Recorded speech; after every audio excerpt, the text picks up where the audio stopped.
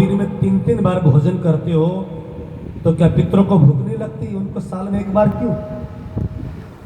कभी सोचा है? वो इसलिए कि अपने इस धरती का जब 365 दिन होता है तो भूवर्लोक का एक दिन होता है। अपने यहाँ पर जब एक साल होता है तो पितरों का एक दिन होता है। इसलिए पितर हर रोज आपके यहाँ पर भोजन करने, एक साल, हमारे यहाँ एक साल बीत गया, पितरों का एक दिन होता है। उसके ऊपर स्वर्ग लोक है। और वहां की समय अवधि कितनी है? यहाँ पर जब 100 साल हो जाते हैं यहाँ का, तो स्वर्ग का एक दिन होता है। जो जो ऊपर जाते रहोगे, जो दिन की जो समय की अवधि है ना, बदलती रहती है। हे पार्वती, भूलोक जहाँ पर पितृलोक रहते हैं, और भूलोक से ऊपर स्वर्ग लोक है जहाँ पर देवी देवता रहते हैं। देवताओं के राजा का नाम इंद्र है। हे पार्वती, धरती पर कोई सिद्ध पुरुष, कोई संत महात्मा राजा तपस्या करता है तो सबसे ज्यादा तकलीफ इंद्र को होती है। और इंद्र उर्वशी, मेनका आदि को भेजकर उन संतों की तपस्या भंग करवा देता है, क्योंकि इंद्र को चिंता है, संत ने तपस्या कर ली तो कहीं मेरा सिंहासन न छीनी। ये पार्वती, उस स्वर्ग लोक के ऊपर है महरलोक। महरलोक में धर्मराज रहते हैं। धर्मराज के पास एक चित्रगुप्त नाम के सेवक रहते हैं, जो हमारे पल पल का हिसाब किताब रखते हैं। उस महरलोक से ऊपर है जनलोक, जहां पर सनकादिक रहते हैं। और जनलोक से ऊपर तपलोक है, जहां पर तपस्या करने वाले लोग वहां चले जाते हैं। कई बार देखा होगा, आपके यहाँ भी कोई किया होगा, गर्मी का महीना होता है ना, जेठ का महीना, तो कई साधु है ना, अपनी तरफ धुआं लगा के धुएं पे तपते, तपस्या करते हैं। वो कहाँ जाते? तपलोक में चले जाते, उनका स्थान है तपलोक। और हे पार्वती, उस तपलोक से ऊपर सतलोक है। ये 7 स्वर्ग और 7 पाताल, ये 14 लोकों का एक ब्रह्मांड है। और सतलोक में ब्रह्मापुरी, ब्रह्म की ब्रह्मपुरी, भगवान शिव की शिवपुरी और भगवान विष्णु की वैकुंठपुरी है। ये 14 लोकों का एक ब्रह्मांड है और इनके स्वामी का नाम है भगवान विष्णु। और हे पार्वती, उसके ऊपर अष्टावरण है, ओहम, सोहम, अजपा। और हे पार्वती, उसके ऊपर है भगवान नारायण का स्थान। ओम नमो भगवते वासुदेवाय। जो इस मंत्र का जाप करते हैं, भगवान नारायण में समा जाते हैं। और हे पार्वती, उसके ऊपर 7 शून्य है। कई योगी लोग शून्य में समाधि लगाते हैं, वो शून्य में जाकर समा जाते हैं। और उसके ऊपर निराकार ब्रह्म का स्थान। कई संप्रदाय पंथ ऐसे हैं जो भगवान का आकार नहीं है ऐसा बोलते हैं, वो निराकार में जाकर समा जाते हैं। ये पार्वती, उसके बाद अक्षर ब्रह्म का स्थान है। और अक्षर से भी आगे ये पार्वती, जो समस्त ब्रह्मांड का स्वामी है, जिसके लिए कहा जाता है एकम सद विप्रा बहुधा वदन्ति। परमात्मा एक है लेकिन अनेक नामों से जाना जाता है। वो जो सबका मालिक एक है, जो परमात्मा है, वो है उन अक्षर से भी आगे अक्षरातीत परब्रह्म परमात्मा, जिसके बारे में संत कहते हैं कि चांद सूरज को गम नहीं, नहीं पावक को काम, पहुंचे सो आवे नहीं, सोई मुकुंद निज धाम। हद पार बेहद है, बेहद पार अक्षर, अक्षर पार वतन है, जागिए निज घर। वह अक्षर से भी आगे अक्षरातीत परमधाम, जहां अक्षरातीत परब्रह्म श्री कृष्ण रहते हैं, वो परमधाम सबसे ऊपर है। हे पार्वती, वही अमर कथा है। और अमर कथा सुनाकर भगवान सुने, जैसे जय जयकार क्या, बोले भगवान भगवान की जय। तो माता पार्वती का खुल गई। महाराज, उसके बाद क्या हुआ? शिव जी ने कहा तेरा सिर हुआ। तो ने कथा सुनी नहीं? कहा महाराज, मैं तो 14 लोक के बाद ही सो गई थी। आपने 7 पाताल और 7 स्वर्ग की बात की ना, सतलोक तक की बात की, तो जी प्रभु उसके बाद नहीं, दोबारा सुना दो ना। पार्वती, तो मैं तभी तुम्हें नहीं सुना रहा था कि एक अमर कथा सुनने का अधिकार उसी को है जिसको अंदर प्रेम हो, जिसके अंदर जिज्ञासा हो, जिसके अंदर भाव हो। भाव के बिना तो बाजार में कोई सामान बेचा भी नहीं जाता है ना। ये भाव होते ना, हमारे अंदर का भाव। कोई भी वस्तु बाजार में जब दुकान लगती है ना, भाव के बिना नहीं दिखती है।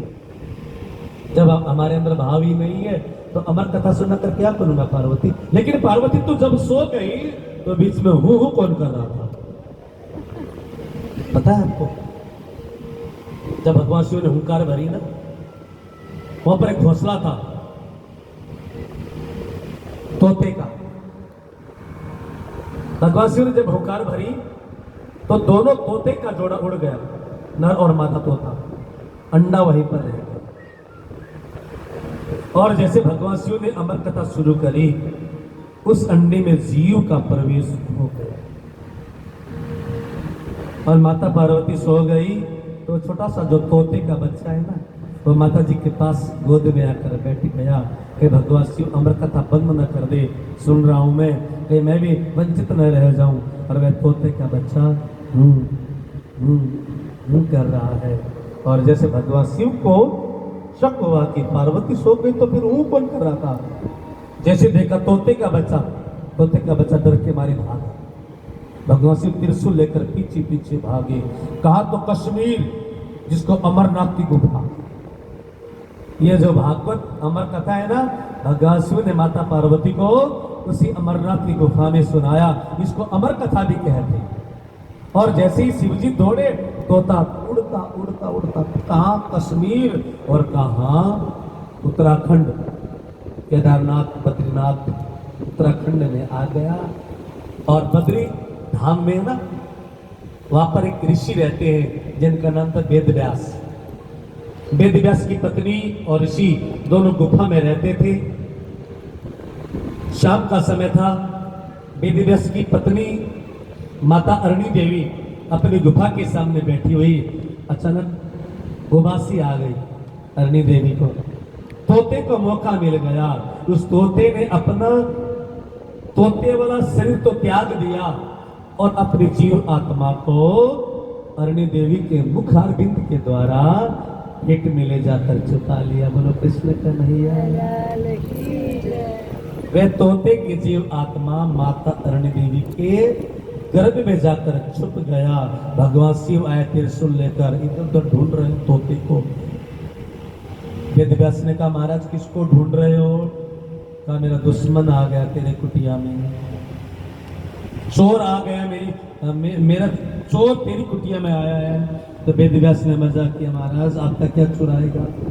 ये सांप कौन चुरा कर ले जाएगा? ये बिच्छू कौन चुराएगा महाराज? ये मेरे छाल कौन चुराएगा?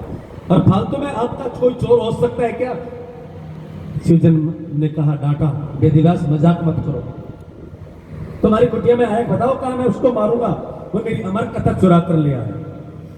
वेद व्यास ने कहा, प्रभु जब अमर कथा ही चुरा कर ले आया तो वो जीव अमर हो गया, अब कैसे मारोगे? जिसने अमर कथा सुन ली हो वो तो अमर हो जाता है। वो अमर हो गया महाराज, अब वो मेरा पुत्र बनकर आया। वो उसकी जीव आत्मा मेरे पत्नी के गर्भ में जाकर छुप गई है और समय आने पर वो मेरा पुत्र बनकर आएगा। ये शिव भोले बाबा, मैं प्रणाम करता हुआ आपको वचन देता हूँ कि जैसे मेरा बेटा गर्भ से बाहर आएगा, मैं उसको इतना विद्वान बनाऊंगा। अब तक जो अमर कथा आप अपने अंदर रखते थे ना, वह अमर कथा पूरी दुनिया को सुनाकर पूरी दुनिया को ही अमर कर देगा। उस अमर नाम के और लगा देगा, यह मैं से वादा करता हूँ। भगवान शिव चले गए। कहते कि वह जीव अरणी देवी के गर्भ में 12 वर्षों तक चुप कर रहा। कोई 14 वर्ष भी कहते, कोई 16 वर्ष भी कहते। वह जीव आत्मा माता अरणी देवी के गर्भ में 14 वर्षों तक चुप कर रहा। आखिर वेद व्यास को बोलना पड़ा, बेटा जब तक तुम बाहर निकलोगे तुम्हारी मां न तो अच्छे से खा सकेगी, तुम्हारी मां न अच्छे से चल सकेगी, न सो सकती है। तुम जब तक गर्भ के अंदर रहोगे तो तुम्हारी मां को कितनी पीड़ा होगी। हाँ बेटा बाहर निकलो। अंदर से आवाज आई, पिताजी मैं बाहर तो आ जाऊं लेकिन डर लगता है, ये बाहर जो माया की चपेट, माया की हवा लगेगी ना, मैं अमर कथा भूल जाऊं। क्योंकि हमारे संत कहते हैं जब तक बालक गर्भ में रहता है ना, उसको सारा याद रहता है। गुरु जी राधिका दास जी भजन सुनाया करते थे, गर्भ काल में भक्ति कबूली, बाहर आकर कुछ इस तरह की कुछ भजन कि गर्भ काल में हमने प्रार्थना किया था कि प्रभु मुझे बाहर निकालो, मैं भक्ति करूंगा आपकी। लेकिन बाहर आने के बाद माया की ऐसी हवा लगती है, सब कुछ भूल जाता है। अंदर से बालक ने कहा मैं भूल गया, तो तब वेद व्यासी ने पूरे मृत्यु लोक में एक घड़ी के लिए जो माया का प्रभाव था ना, तेरी मेरी अपना पराय, ये जो माया है ना, इस माया को समाप्त किया। वह गर्भ से बालक निकला और निकलते ही एकदम 14 साल का हो गया, क्योंकि उसको समस्त योग विद्या मिल गई। जिसने भगवान शिव से अमर कथा सुनी हो वो कितना सिद्ध बन गया होगा। 14 वर्ष का होते ही बालक जब जन्मता है ना, तो कहते गर्भ में नाल होती है ना, गर्भ नाल कंधे पर डाला, कटवाया भी नहीं, और जैसा था नंग धड़ंग चल पड़े अपने माता पिता को छोड़कर। और तब उनके पिता ने नाम दिया सुखदेव। सुख कहते तोते को, बेटा सुखदेव रुक जाओ, सुखदेव रुक जाओ, सुखदेव रुक जाओ। लेकिन माया तो थी ही नहीं, कौन किसका बेटा, कौन किसकी माँ। और सुखदेव जी जंगल में चले गए, और जब पता चला जंगल में साधना करते करते कि मेरे पिता तो इस दुनिया के सबसे बड़े पंडित हैं, मेरे पिता तो इस दुनिया के सबसे बड़े विद्वान हैं, ऋषि हैं, जिन्होंने 18 पुराण बनाए, एक वेद के 4 वेद बनाए, जिन्होंने उपनिषद बनाए, मैं ऐसे पिता की शरण में जाऊं। और तब सुखदेव जी वापस अपने पिता के पास आए, और पिताजी ने श्रीमद् भागवत कथा दोबारा से सुनाकर सुखदेव को तैयार किया। कल आप सुनेंगे यही सुखदेव जी जब राजा परीक्षित को श्राप लगता है तो कैसे आकर कथा सुनाने के लिए तैयार होते हैं। ये बड़ी प्यारी सी कथा, भागवत की कथा हम कल सुनेंगे। माताओं बहनों भाइयों, आज दूसरे दिन की बैठक मैं यहाँ पर विराम